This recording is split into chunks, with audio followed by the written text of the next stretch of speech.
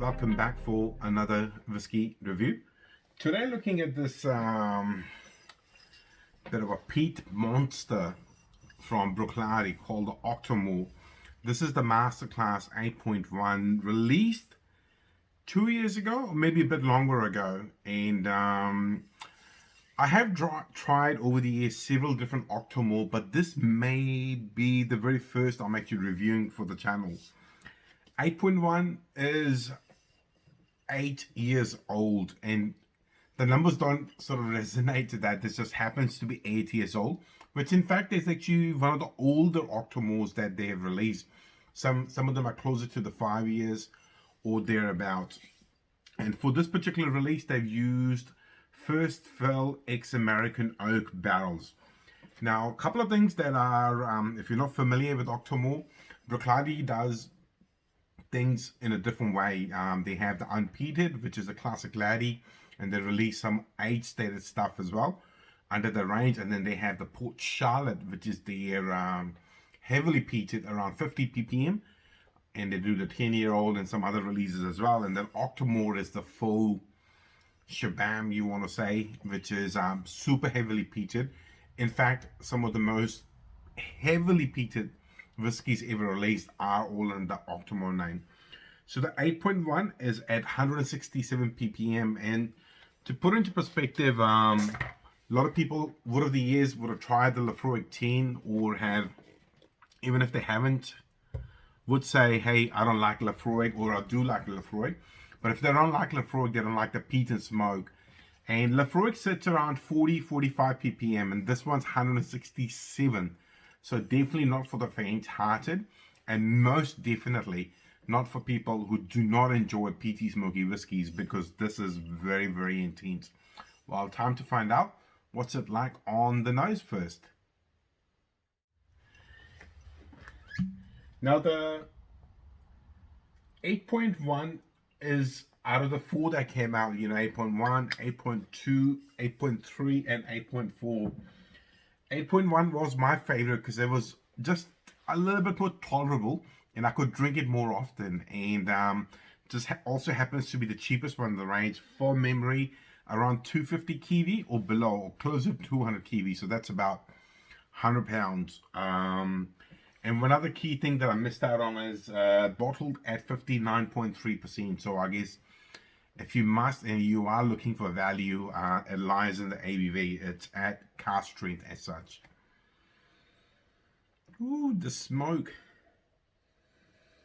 Even just as I was speaking and it was in the glass, the smoke was rising. It's not overpowering in any way. The gentle peat is trying to rear up to be a little bit stronger. There's some underlying sweetness which I'm trying to find more of. Don't put your nose too close, because it's gonna burn your nose. It's gonna happen. It's very high in ABV, plus it's super heavily peated. Unless you enjoy that, I don't mind it, but if you dig your nose right in there and take a deep breath, it burns your nostrils. Wow. There's sort of ashy, like, the smell you sort of get after a barbecue, charcoal ashy character on the nose. Just a hint of honey trying to come forward, but the sweetness is there, but the peaty character, the smoky character is sort of pushing it to the back, but it's there if you look for it.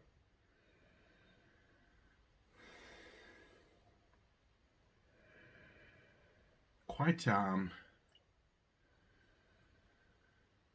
the peat is just gorgeous. I mean, I would say now that it's been open for a little while and it has been breathing, it's giving me more of that sweetness, and the peat is calming down a little bit. Wow. Just a bit more of the honey. I do want to add a little bit of water to it, but I want to do it after I've had a little sip and a taste. So let's find out what it's like on the palate.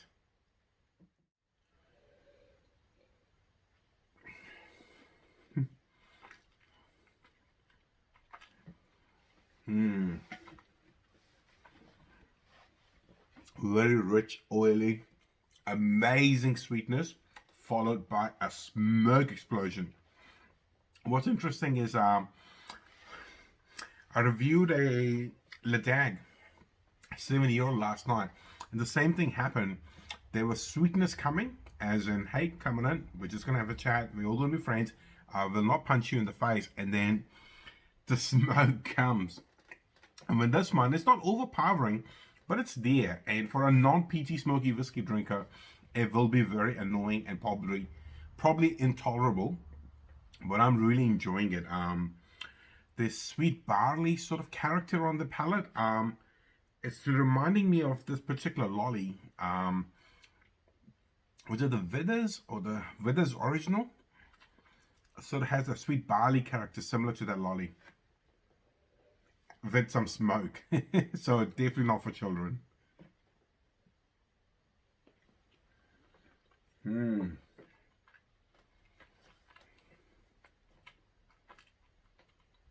Wow, so good. So this is in fact actually my second bottle of the Octomore 8.1. I had finished the bottle and I started another one, which actually I haven't done with any of the other Octomore releases. The only other one I did want to do it with was the 10-year-old second edition, but by the time I reacted to it, unfortunately all the bottles were gone. But I do have quite a bit of the 8.1 stashed away because the pricing was a little bit more friendly, and I really do enjoy that whiskey. I do want to add just a couple of drops of water to it just to see what happens. All right. Usually when I've had in the past very smoky whiskey with a bit of water, at least on the nose initially, the smoke calms down significantly and it lets a lot more of the sweeter characters come to the nose. See, it's having that effect. A lot more of that honey. That peat is lingering still in the background, but the sweetness starting to come forward. All right, let's see what the water's done on the palate.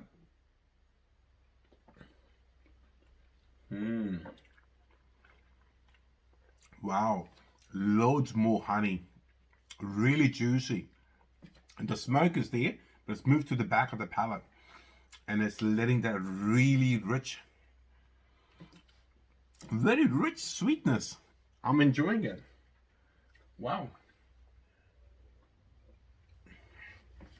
Very rich sweetness.